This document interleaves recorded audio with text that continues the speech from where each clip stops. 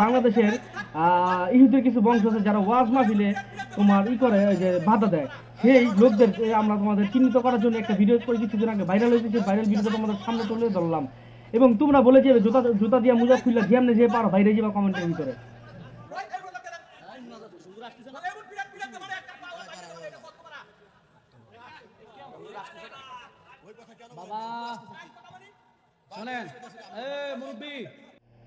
আজ মুসলমানরা চুপ বলেই প্রত্যেক দেশে মুসলমানদের আজকে নিপীড়ন অবস্থা।